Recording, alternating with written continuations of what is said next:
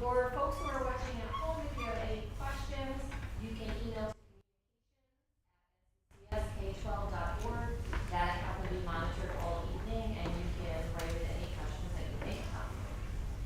We have a big agenda tonight, so we are going to do the mission and vision as we always do, a little bit of history, enrollment, staffing, and new programs. We'll look at our state aid, and then we'll get into the building of the budget, which includes, of course, the tax cap, formula, tax levy, rate recommendation, our revenues, expenses, and then a contingent budget and what that could potentially mean.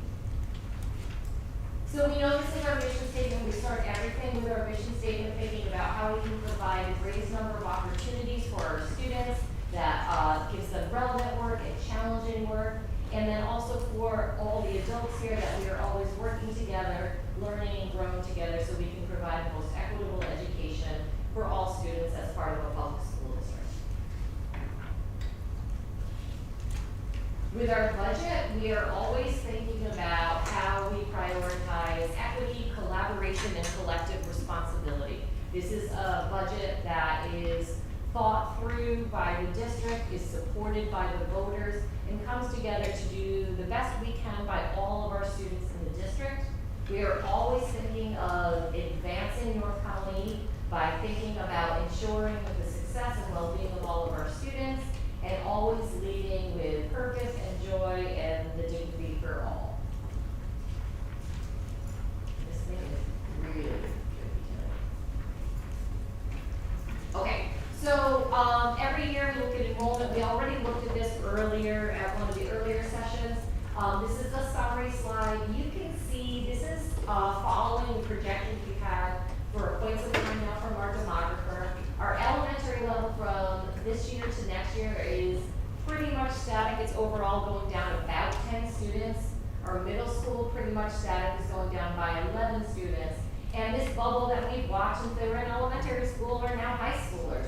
So our high school is scheduled to go up 72 students. So overall, the district is going up by about 55 students. So we continue to grow. We're just not growing at the rate we were previously.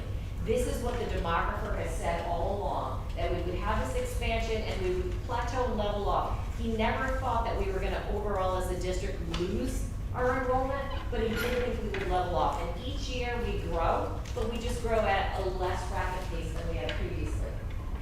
The point is, as we look at this and as we look at the budget tonight, is to think about the surge in enrollment now will be at the high school. We followed this group since they were little kids, and now here we are, and they're already at the high school, and we have to think about that and how we serve all those students who will be at Shaker High School next year. We are in an interesting budget time, and we have talked about this internally in thinking about this fiscal landscape as recalibration. And I have said many times at many budget meetings, over the last decade, North Colony has been incredibly fortunate, much more fortunate than our peers in the region. That started with the annexation of Maplewood, where we got years of annexation aid right after the 2008 economic downturn. So in 2010, 2011, as other districts were really struggling and really worried about making their budgets pass, we were getting millions of dollars in annexation aid. At about the point that annexation aid was running out, because it was good for 10 years, it brought us right up to the time of the pandemic. At the time of the pandemic, there was a ton of money coming in from the federal government for COVID relief money. So we got 3 years of COVID relief aid. That was into the multi-million dollars that we got, and that was another rabbit, if you will, that was pulled out of the hat. And then after that, for years, North Colony was not fully funded by the state, and there was something called the gap elimination, where we did not get our full funding, and we were finally made whole with a gap elimination adjustment. And that gap elimination adjustment saw millions of dollars coming back to the district that was once owed to us. All of that is no longer in the landscape. And so how do we balance a budget? We balance a budget with the state aid that we get and the income that we get and the revenue that we get from taxes. Those are the two pieces that have to go together. Unlike the federal budget, we can't run with a deficit. We have to present a balanced budget, and we have have to figure out how we roll everything over in the era of a tax cap, when we are only allowed to raise taxes just so much. This budget has asked all of us to think differently about how we give together for the greater good. Every single one of us, whether you're an educator who's working here, a parent whose kids go to this district, or a school board member, all we want to do is give. All we want to do is give as many opportunities, as many things as we can to kids, but there is a fiscal reality for New York State. There's a fiscal reality for the federal government, and that means there's a fiscal reality for North Colony. Our goal with this budget is something that we have always stayed faithful to, that we try to maintain opportunities for our students so that we are committing to fiscal sustainability while providing opportunities that we can sustain. We don't want to bring a program in and then have to remove it. We want as many opportunities as possible for students, and we want to use attrition whenever and wherever possible. Attrition means when someone retires or someone resigns and a position is vacant, we look at each and every position and think, can we do it differently? Can we do without this position? Quite frankly, when all of that bubble was in the elementary school, we also had, and some elementary teachers are here, we had a lot of elementary retirements. We couldn't take advantage of attrition. We can't have second grade classes with 42 kids in them. We had to replace every position. That's not true of our neighbors. A couple of years ago, Guilderland had 12 elementary teachers retired. They had such declining enrollment, they didn't have to replace any of those positions. We have not had that. So we have to think about that, because when we reduce or we repurpose a position that is vacant and not tied to an individual, it means we don't have to lay off a teacher, an employee, anybody in the district. And we're always thinking about that. So I want to give you a little bit of budget background to what I just spoke to. This year, our foundation aid increase is 1.15 million. 1.1. I will say this, when I saw the foundation aid for North Colony, because it is based largely on enrollment, and our enrollment continues to grow, I never expected to see a number that started with 1. I never expected to see a number that started with 1. You could see every previous year. We got our first aid runs in January. In February, we get a second run. For as long as I've been in central office, which is since 2010, the February run is greater than the January run. This year it was not. This year, that number from February is about 400,000 less than what shocked me back in January. So I want to go over a few things so we understand the context. Just last year alone, our state aid, our foundation aid increase was $2.99 million. I know there's probably some math teachers in the world and in this room, but among friends, I'm just going to round that right now. So let's call it $3 million. $2.99 million. $3 million to $1.1 million. Now listen, in my personal life, I would love $1.1 million. But in a budget, in this era where everything is more expensive, you're paying it in your own homes, energy costs, fuel costs, gasoline, all those things, that is significantly lower. So last year, with our $3 million, we added 6.7 new positions in this district. The year before it was a little bit lower, it was 2.1 million. We still added 13 positions to the budget. The year before that, you'll see that star, $7.9 million. I'm gonna round that again to 8 million. I'm sure my business official does not love my rounding. That was the gap elimination adjustment. That was New York State paying back North Colony for all the monies we weren't given over time. With that $8 million, we added 16.4 positions to this district. The year before that, we got gap elimination of 6.3 million, but we also got federal relief money of over $5 million. That year, the aid that came in was over $11 million. This year it is 1.1 million. We have to do things differently. But the year when we had $11 million and we needed aid, we used it. When we had the money, we used it. positions in the budget. So sitting here at this time of year, we added 20.4, but when things were still happening and there were greater needs after the budget, because we got that $11 million, we added 15.8. So just on this page alone, from 22 up till last year, 6.7 plus 13.2 plus 16.4 plus 20.4 plus 15.8. There are way more teachers, counselors, administrators in this district than there used to be, just since 22. All of those people are staying in the budget. All of those people are still part of what we have to fund, but now we only get $1.1 million.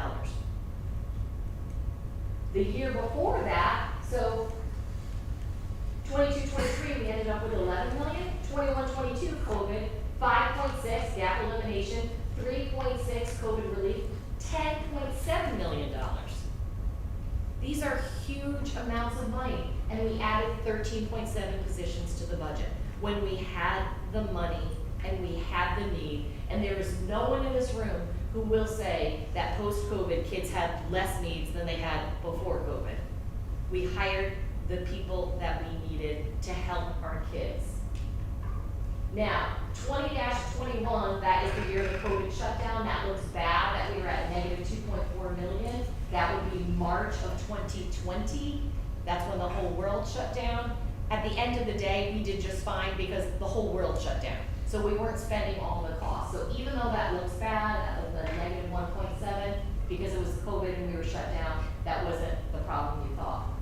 Prior to that, we had 1.2 million, 1920, this is what I just explained, and it was the last year of Maplewood annexation aid. And Maplewood annexation aid went down every one of the 10 years. It was at $856,000 extra dollars, so we ended up with a total of over $2 million. We're at half that now. The year before, if we look at that, 18, 19, and 17, 18, this is when a lot of our neighboring districts were in trouble with their budgets. This is where a lot of people lost their jobs in education. Because look at what that state aid looked like, that foundation aid. $400,000 and $395,000.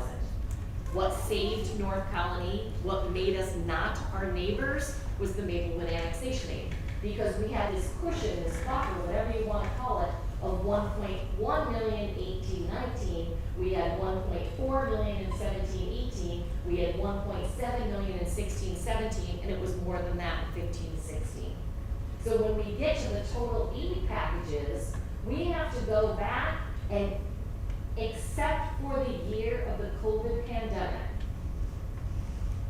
we have not had a number as low as this year, and we have our highest enrollment ever. That is what we're trying to solve in this budget. Having said that, we've done a lot of work to really think about how we can present a budget that is good for kids, that is fair, and that stays within the fiscal confines placed on us. So, staffing. We all know that the largest cost in any school or a people business is staffing. We can save money on paper goods and supplies, but we're never going to get to the monies we need, the millions of dollars, until we talk about staffing. So you saw the surge is at the high school. We need 3 new positions in order for students to get their classes that they need to complete their sequences so that they can graduate with their diplomas in a timely fashion. We need a 1.0 in technology, we need a 1.0 in business, and we need a 1.0 in facts.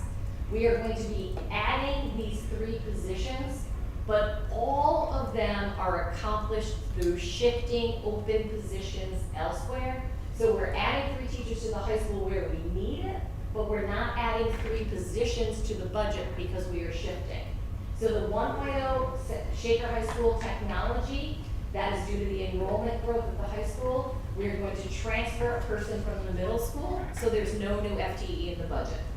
The 1.0 business teacher, again due to enrollment growth, we are shifting a position from the elementary. That doesn't mean we're shifting an elementary teacher, obviously, to the high school. It means we need 1 less section in elementary, so we can take that position out of the elementary and now give it to the high school where it is needed due to the enrollment growth.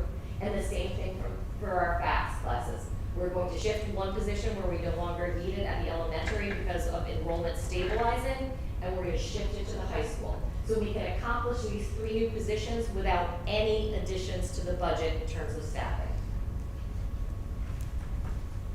One thing I want to say is, while positions are shifting, and they will shift a little bit in this budget, due to retirements and resignations, no staff members are losing their jobs in this budget.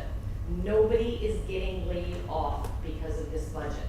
That is something that we can say in this district, that I can tell you, I don't have a colleague of the 24 in the region who can say they've never had to lay someone off.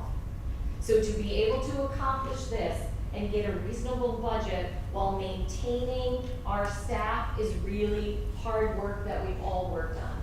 So right now, there's one section in 5th grade at Forts Ferry. Forts Ferry in 5th grade is 4 deep. It's the last of a bubble going through back when there was elementary surges. The board has heard about the bubbles for years. When those kids go off to the middle school, the 4th grade is 3 deep, so we don't need that section any longer.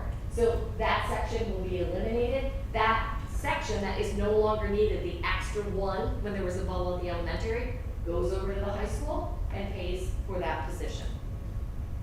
There is actually a decrease in the number of our E&L students. It's leveled and actually dropped off. We had a retirement in January. We did not fill that position because the numbers were down. We do not need to fill that position. So we're going to reduce that position. That gets shifted to the high school. We're already operating without it. The next one is thinking about the transfer of the teacher to Shaker High School Technology. We have 6 wonderful innovation labs in this middle school. One of them is called the Coding and Robotics Innovation Lab. The teacher in there is a technology certified teacher. He once taught technology actually at the high school. He is going to go back to the high school to become a technology teacher. We will take the activities and the work in coding and robotics, including all the supplies and materials, and move those lessons into other innovation labs. Originally, when we built the middle school, we were supposed to have 5 innovation labs in the first place. Because we had a lot of money, we made it 6. So every 6th grader spends their time going across 6 innovation labs. They get about 6 weeks-ish in each of the labs. Now they'll go across 5 labs. They'll get a little bit longer in each of the labs. But the coding and robotics, we have the simulations lab that is similar. We also have some of the materials are elementary, and I see some of our elementary innovation teachers here. We have innovation labs in all of our elementary schools. They're getting so, progressive, and they're being exposed to so much that some of the robotics and coding can actually go into elementary labs because our elementary students are ready for it. Bow Hills, our building that is 4 deep at the north end of town, actually has the smallest amount of students in the entire district ready for kindergarten. They currently have 4 sections of kindergarten. We have declining enrollment.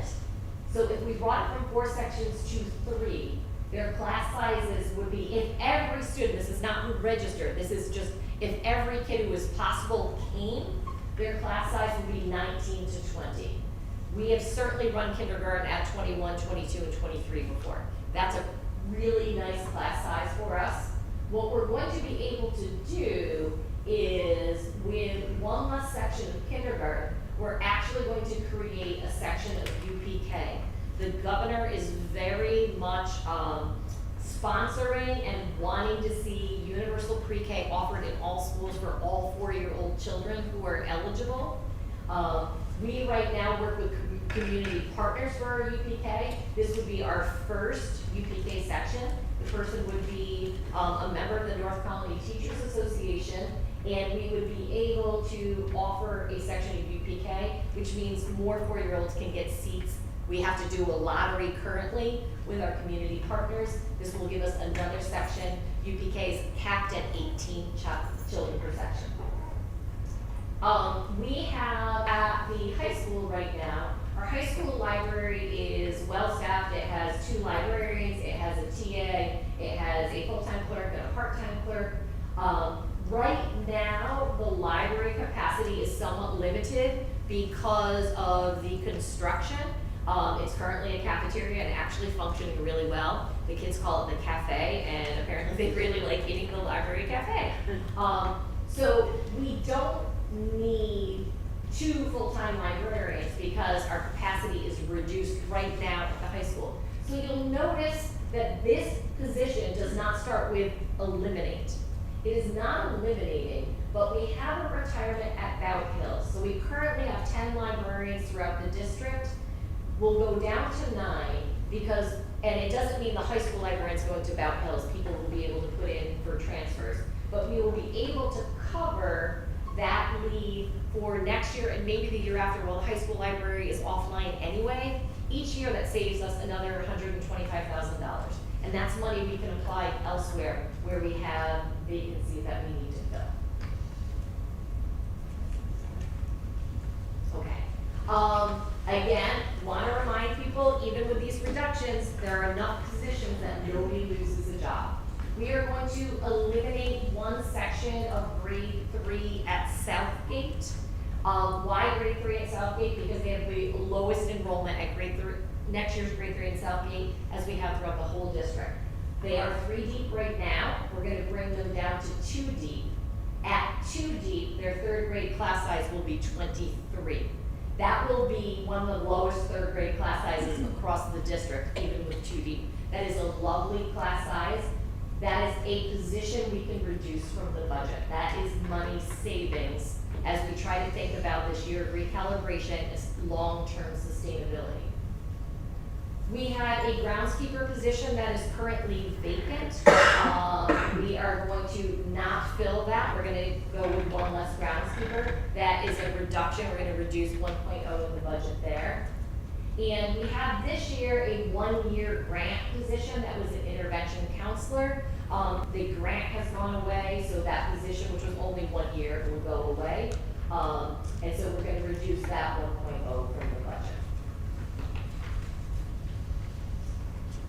Again, still with these, there will be shifting and people will be able to put in for transfer. So again, the 1 3rd grade teacher is not necessarily gone. We'll see how things shake out as people post for different positions. We have a 1.0 counselor resignation. We are going to reduce 1 full-time counselor from the budget, and we will reconfigure the middle school counseling department as we go post-pandemic. One of the things that we did after the pandemic, when we were getting $10 and $11 million, and kids were coming back, we were hoping from the pandemic, we were worried about kids coming into school. It's one of the reasons we created innovation labs.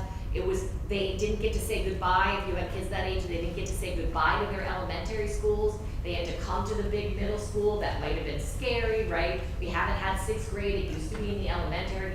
All of that happened in the midst of the pandemic. So one of the things we did when we had $11 million in aid and money was flowing is we created specialty positions to help with that transition. So we have 4 halls here, and we created 2 additional counselor positions just for 6th grade. So there would be 2 extra people to help the kids through all of this transition time, and then our regular 7th grade counselors. Since then, we have added to the mental health team at the middle school. So at one point, we had 2 psychologists at the middle school. We now have 3 psychologists at the middle school. At one point, we had 1 student assistance counselor. We now have 2 full-time social workers at the middle school. So the overall staff was once 7. It's now 11. We're going to bring it down to 10. And that position that is vacant, we will eliminate from the budget. We also had a psychologist resignation. In much the same way, if I were to go through the slides, the single biggest number that we have added to the budget post-pandemic are counselors, social workers, and psychologists. And everybody understands why. We were all trying to cope post-pandemic. And I'm not saying in any way that all the needs have gone away. They haven't. But we have so many more psychologists now than we had previously.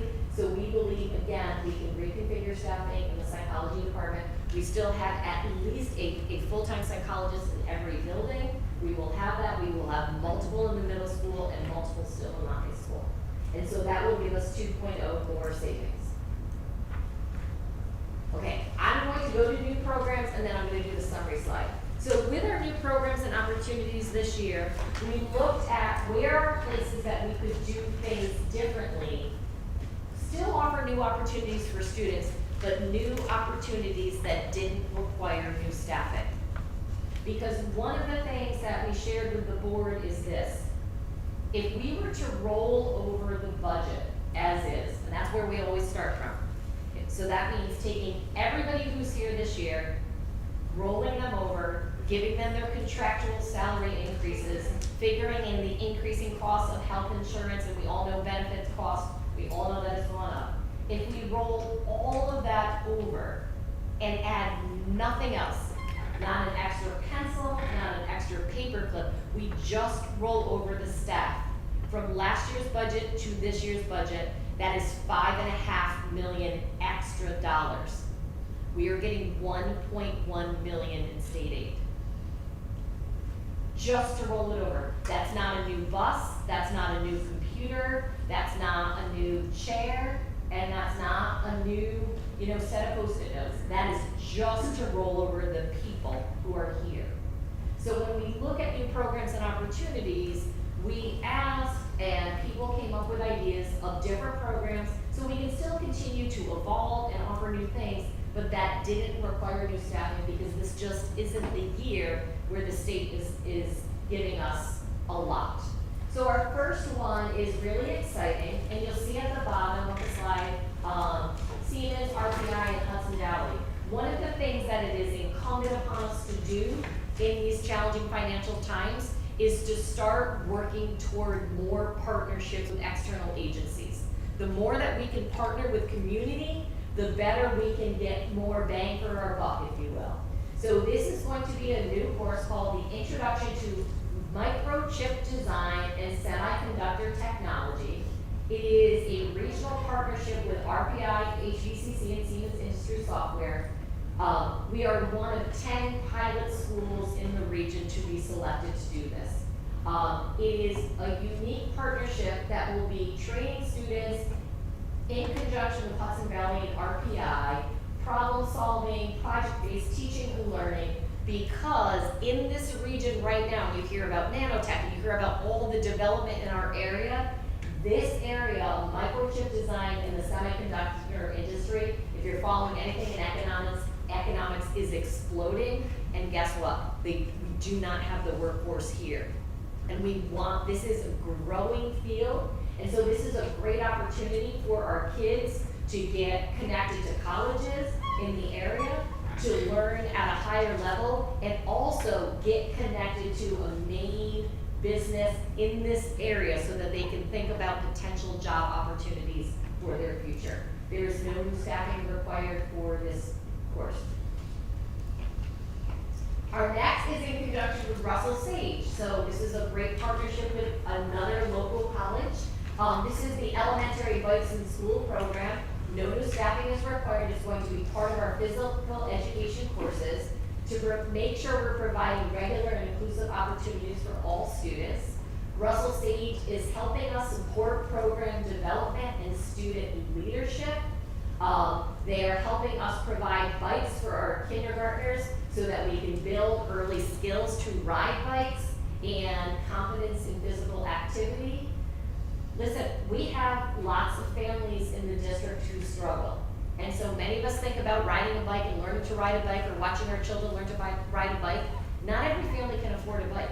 So with this partnership with Russell Sage, we can provide bikes for kids, we can provide physical activity, and we can teach them a skill that they might really enjoy.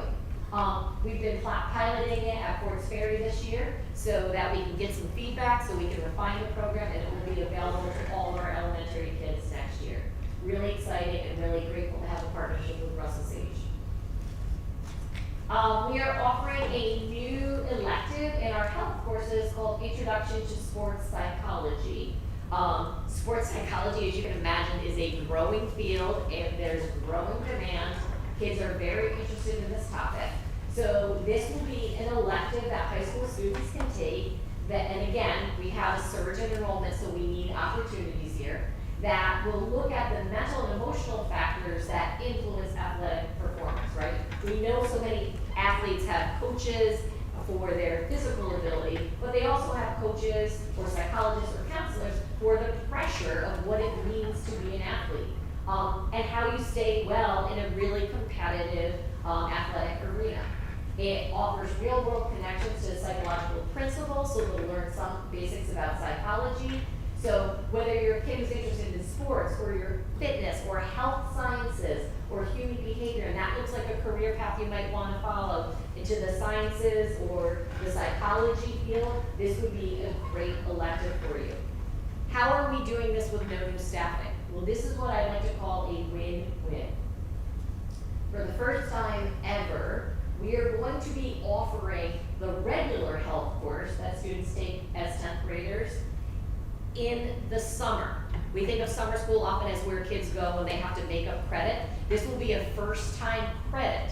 So you could take health in summer school. I see Sam looking a little sad because there have been kids for years who have wanted to do that, because when you get to take health in summer school, it frees up a spot in your schedule to take other courses. So we have a win-win here. We have some kids who can take health in summer school so that they have more opportunities to take other things when they're in high school, but that frees up the section for us to teach this first round of the elective of sports psychology and work it out. So we help students who are looking for opportunities, and we also offer a new opportunity.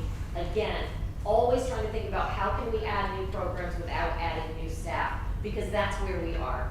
The years of the kind of foundation aid we were getting before are going away, and something that I shared with the board is foundation aid runs on a formula.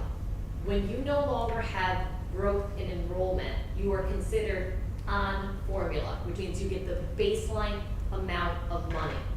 Our 1.15 million, we are not on formula yet. We are getting more because we are growing in enrollment. I have a colleague in the region who is another suburban district that is a very high performing suburban district that has declining enrollment. That superintendent is on formula.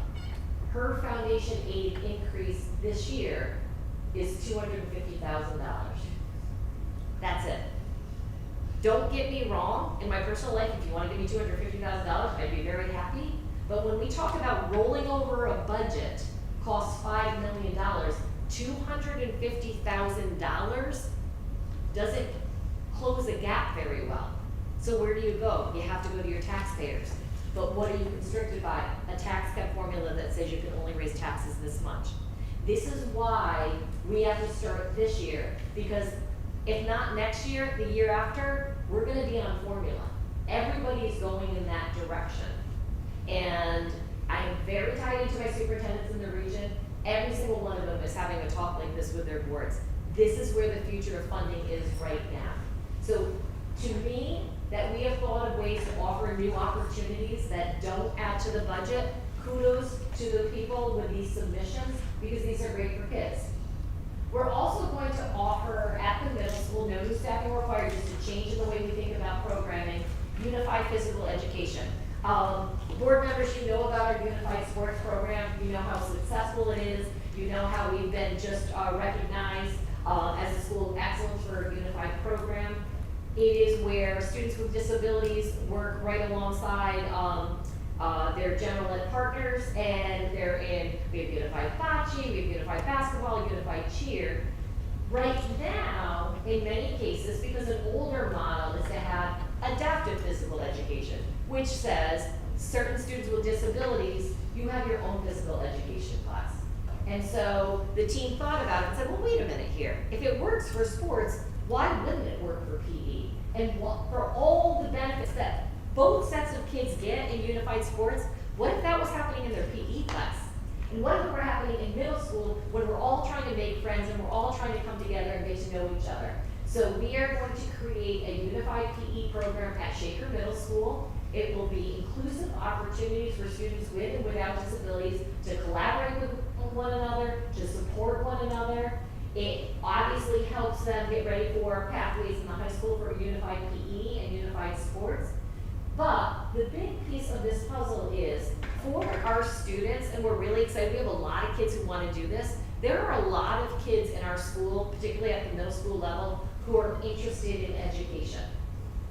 And world knows we need more people going into the education profession. The numbers have dwindled since the pandemic.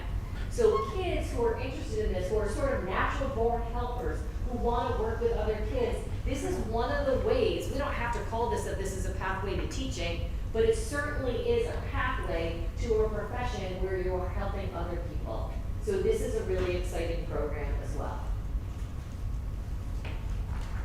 And we have one more. You've heard one of the new requirements for graduation will be personal finance. So we are going to be offering an AP level business and personal finance course. No new staffing, again, required, just like all the other ones. This will be our first AP level business course, and it is easily tailored to fit into the existing CTE programs of study. And again, when we think about those additions that we need at the high school, it's because we need kids to complete those sequences. It will teach business management and personal finance literacy skills. There'll be entrepreneurs creating projects. They'll have simulated work-based experiences. It's a college level course, so they'll get college credit for it while they're in high school, so that saves their family money later.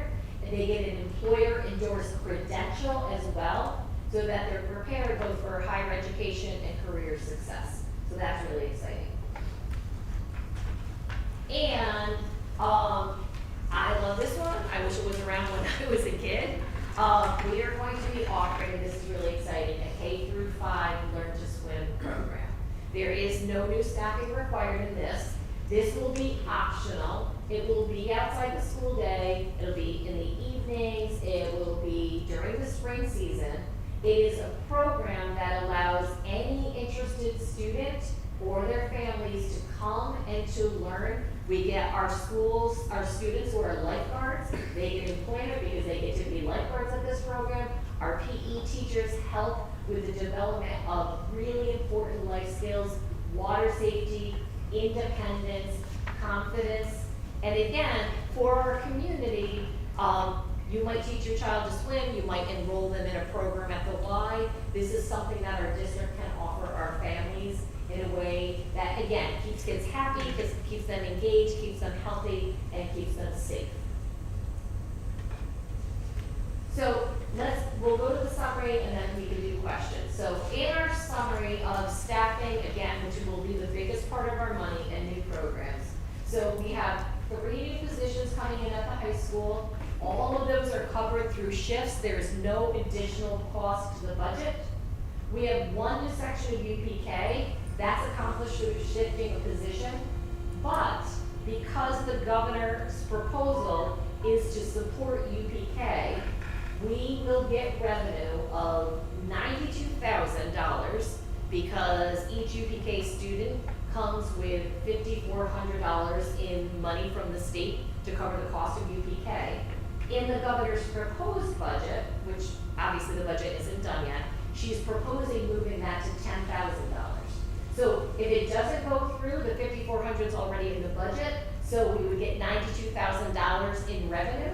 If it does go through, we'll get $180,000. So the cost of the teacher and the TA in that program is offset, and we already have the teacher in the district, so that actually becomes revenue. That's another win-win. It's revenue for the district, and we get to offer more UPK seats to our community, which means they get to get that service without a cost to them. We are reducing 5.0 FTE through the budget process. All of those are accomplished through attrition, so no person loses a job based on the budget. So even though we're up almost 80 staff members since the pandemic, cutting down 5 is the beginning of this recalibration, and we've been able to do it without laying off people. So it will be yet another year where North Colony can say we have not laid off people. And we have 6 new programs, and for those 6 new programs, there's no new staffing required. Again, that doesn't mean might they need $1,000 here in supplies or something like that, sure. But we know that the main cost drivers of any budget is staffing, and they come with no new staffing. So when we look at this budget in a whole, even though I presented a dire picture of the finances of the state at the beginning, when I look at this, I can say we have 6 new opportunities, 6 new programs for kids that come with no staffing cost to the budget. We have a savings through those elimination of positions of $500,000 from the budget, and we are bringing in anywhere, depending on where the state budget lands, $92,000 to $180,000 in revenue. So when we think about only getting that 1.1, we're saving $500,000 in that rollover. We're getting $92,000 to $180,000 in revenue, and there are 6 new program opportunities in this budget.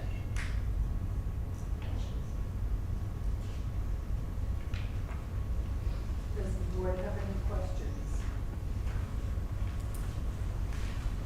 I do. The pre-K, is that going to go into Bauhaus? It will likely not go into Bauhaus because that's already our biggest building. Okay. So it likely will go to a building that has additional space. Okay. Emily, are you tracking questions? That'd be actually. Oh, okay. We're good so far. No questions.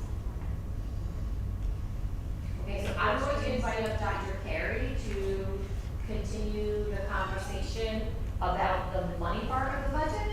Yeah. Just before you do. Yes. I didn't ask if anyone Oh, sorry, you're- has any questions. Okay. Dr. Carey was very eager to get up here. So the total proposed budget for next year will be $164,581,354. And I am not looking, askance at getting 1.1 million when I know I have a colleague who's getting 250 grand. I really want to be clear about that. But if we do the math and think about 1.1 million and what percentage that is of $164,000, and being mindful of our taxpayers, because all of the additional costs that we're facing in the district, we know homeowners are facing. I know what my national grid bill looks like. I assume other people's look like that. I know what it costs to fill up my car. I know what groceries cost. So we are mindful of the fact that we are trying to present a budget where we are not asking for new staff. We are making reductions. We are finding new revenue. We will be, Dr. Carey will explain, we will be using our reserves. We need to use reserves. We know we can't use reserves every year, but we will be using reserves, and we'll talk about our proposal for the tax cap. Thank you. All right, so we'll start at the proposed budget. There's a 6.02 budget-to-budget increase. And much of this is being driven by the exact factors that we're having in our homes. We'll see health insurance rise from 9.54% for CDHP to 20% for Highmark. We're seeing our physical and liability insurance at 7.8%. Going up our energy costs, 22.84 for electric and 19.54 for natural gas. There's a lot of volatility in the market right now. Tariffs, interest rates, consumer goods, it's all the same conversations that we're having in our home, affecting the budget that we're dealing with for next year. So we look at state aid projections as of February.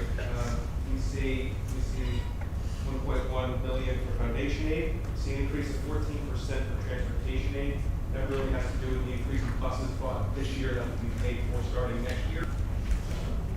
Other than that, there's very little else changing that's going on in this state aid projection. Again, this is what the governor gives us as her projections. As Sue said, it changed from January, and that's because one of the factors was that this area specifically is looking more wealthy compared to the rest of the state, which then recalculates the formula, we get less. So it's a changing environment right until the budget is done. When we run the property tax cap, this is the 2% property tax cap, that's never 2%. We run the formula, start with last year's tax levy, and you look at the tax rates.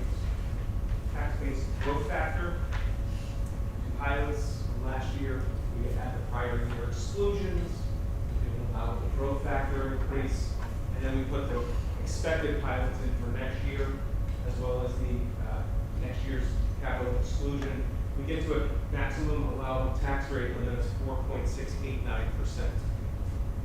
That's the most that we can go out and ask the taxpayers without having to go into a supermajority.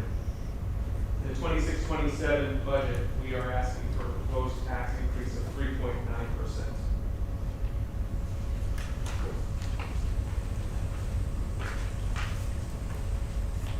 This would raise $3.8 million. When we run that through, what would the impact of the recommended increase would be to the taxpayer.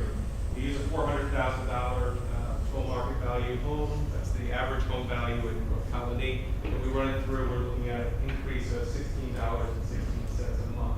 Some of that will be offset by growth in the town, but it's a starting point with information that we have today. And I think that's an important piece, that by the time we get to the final budget hearing in May, we will have that growth in the town. And we are lucky to be in an area in upstate New York that is actually growing. And so what that means is if there are more homes and there are more businesses, then there are more places to spread out that increase. And so the actual cost to the homeowner or to the business gets lessened because there's more people that we're spreading it.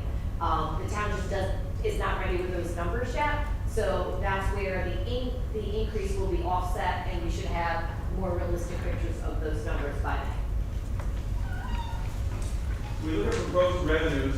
Again, we go back to the property tax at 3.9%. We have a little bit of increase in our pilots. We're looking at foundation aid of 1.1 million. The other state aids look different than what you saw in the governor's runs, because what we do is, in the business office, we predict what we're going to spend either in this year or what we're going to spend next year and what the aid should be. So you'll see BOCE's aid up. We know we're going to spend more than what she thinks we are, so we project that out. Transportation aid, we work expense-based aid, so we work through what the costs are for this year. We align what we think we're going to spend based on trends, and then we reduce it for the revenue side of the budget. When you look down to balance the budget, appropriated fund balance, taking money from this year, applying it to next year, moves from 900,000 to 1.5 million. So we're starting to use more money than the previous budget. We're also going to use ERS reserves of 1.2 million. We currently have 11.8 million in that reserve, so I think it's a reasonable amount of money to start to use if we need it. And then the last add, reserve for debt. That's $750,000 in that closing budget. That reserve is made up of money that comes in during debt, when you issue debt or capital projects, if there's leftover money, and that is supposed to be used to pay off debt or capital project work, so you don't have to raise taxes to do that. So we're taking $750,000 and applying it to this budget. Currently, that reserve has 9.7 million. So again, we look at 6.02% increase. Hey, can you go back to something that's like mine? I know I'm driving home this point, but I just think this is the fiscal reality. Last year, we had to apply $900,000 in fund balance and reserves to balance our budget. We just showed you a budget where we are adding no new staff, which is the largest single cost driver. But because the cost of everything else is going up, and obviously we are buying buses this year because this is the last year we can buy diesel buses, and as the board heard earlier, the bus that cost us $175,000 this year costs us $430,000 next year. So we are buying as many buses this year as we can at the $175,000 price point. So to close that gap, using our reserves and our fund balance, we're going from $900,000 to applying $3.5 million to close this budget. And that is why we talk about this being a year of recalibration. We all know this with our home savings accounts. You can dip in when you need to, but if you don't have a plan, you can't dip in at that level every year, or you have no savings left. You have nothing left. And so that is why we've been as conservative as we could be with this budget to start to recalibrate. On the expense side, it's all of the things that we've been talking about: storage,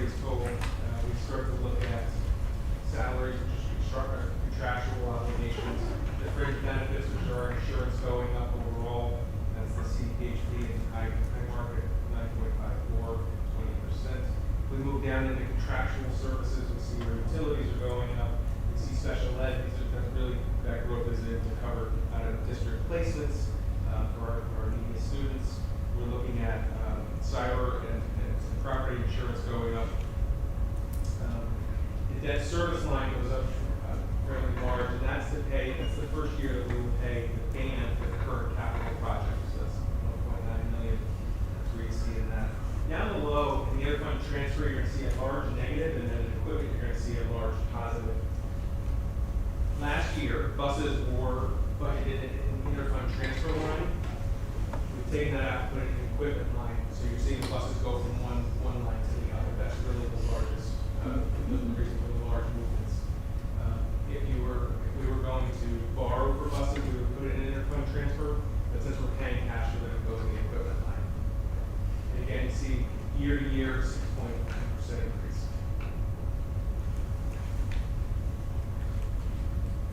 So in summary, $164,581,354 budget, 6.02% budget to budget increase. Reiterate that it maintains all existing programs and staff, and I would say adds to. And then we're asking to go out the proposed tax levy increase of 3.90%, which is below our allowable of 4.69%.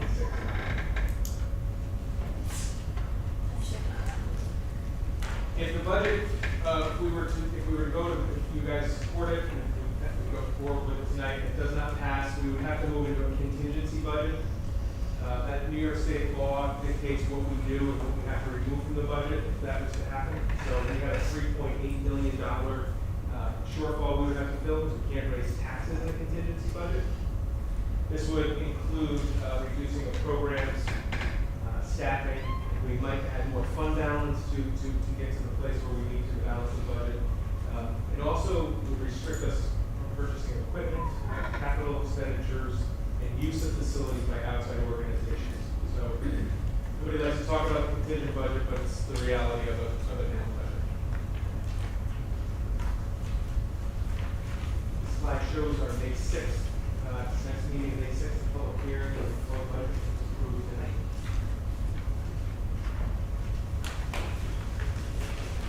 I'll answer questions. Any questions from the board? Our president, our live. Any other questions from our online audience? Thank you. Thank you. I also take a moment to thank all the teams that worked with us to get this done. My first year here, the professionalism and collaborativeness was really amazing, and it's a pleasure to have done this, to get to this point tonight. Couldn't have done it without the folks in the district. So as we look, this is a different budget cycle for North Colony. If I were to go back, but I'm not going to test this because I really feel like it needs new batteries, to that chart, we are used to a lot of dollars flowing in, and we are used to adding a lot of positions. That makes sense. When the money is flowing in, you add the positions. I stand by every one of those positions that we have added over the years. We have needed them, and people do great work in service to kids in this district.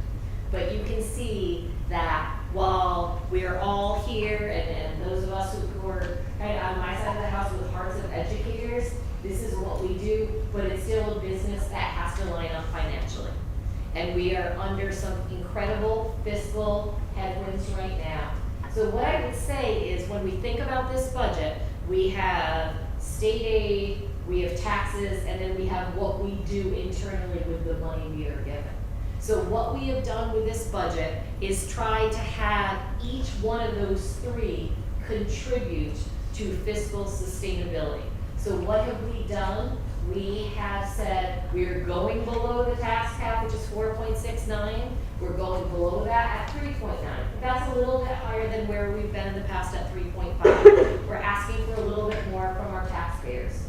We are using $3.5 million in our reserves. That is a lot more than $900,000. So we are adding to the budget by using our reserves.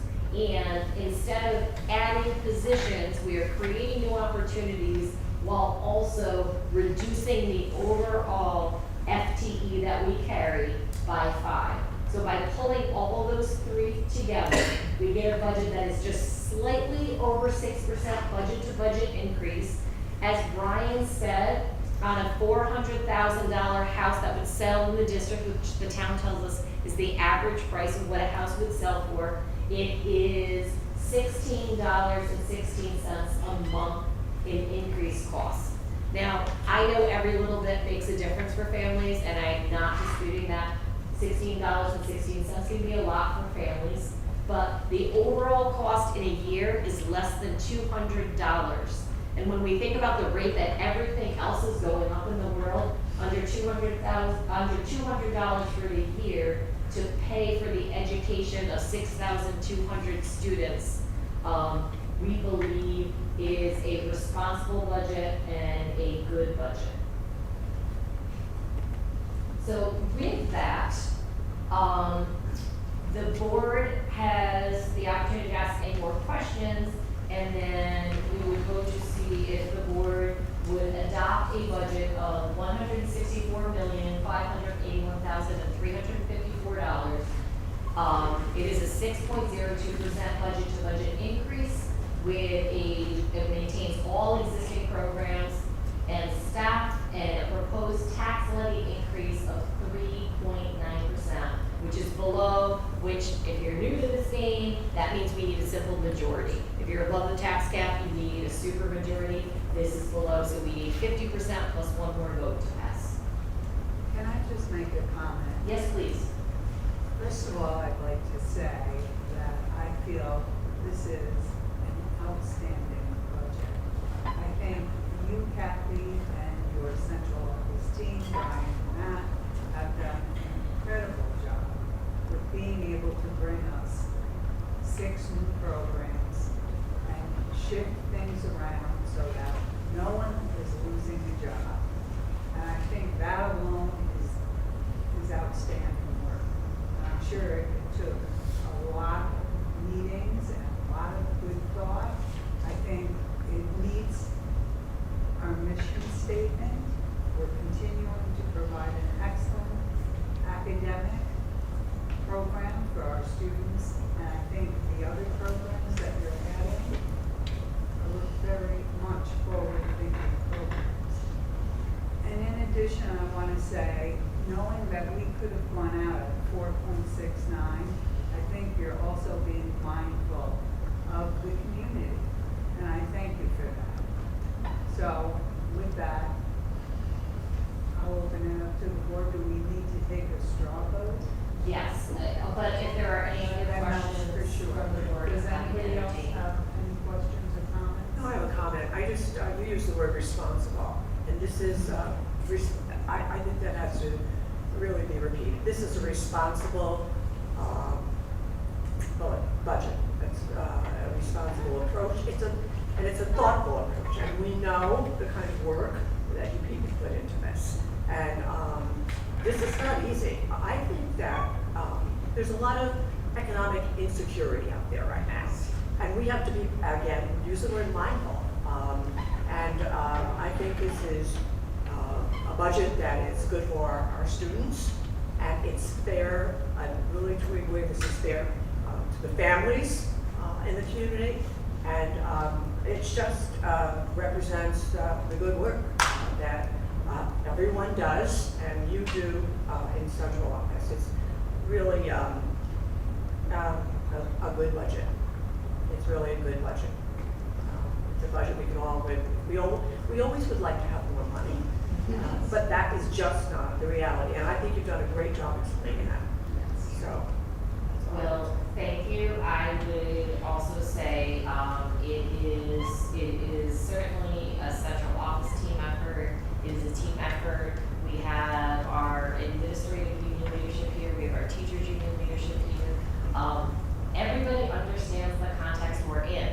Nobody loves it. I mean, I think I can be clear about that, right? We all would rather have more money and do more. And those years where we added 20 and 30 things, that was great when the money was there. It's not, and I think people have adapted pretty quickly, because honestly, nobody was forecasting the numbers to come down quite as quickly as they did. So the new year came and things changed, and the world economic climate has as you said, right now is changing very rapidly day to day. There's a lot of instability, and, you know, it's not just a central office team. It is a very professional organization who puts it out there on the line every day for kids, which is why I believe we have such a good school. And we don't lay anyone off. That is really important to the board, that we don't lay any, this is great. We keep everybody. Okay. I'll just go to a motion. I'd like a motion to approve the proposed budget for the 26-27 school year. I think I'm gonna let Mrs. Nardillo, the budget chair, okay, I've got a second. Mr. Cannon, I think everyone has asked their questions, all in favor? All right, thank you. I'd like a motion to approve the 26-27 property tax report card. Mrs. Albert? I make a motion to approve the 2026-27 property tax report card as recommended by the Assistant Superintendent for Business. Thank you. And the second, Mr. Shadwell, any questions or comments? Hearing none, all in favor? Thank you. I would like a motion to adjourn. Mrs. Jeter? And could I have a second? Mr. Cannon? All in favor? Thank you very much, and thank you all for coming here tonight. Thank you.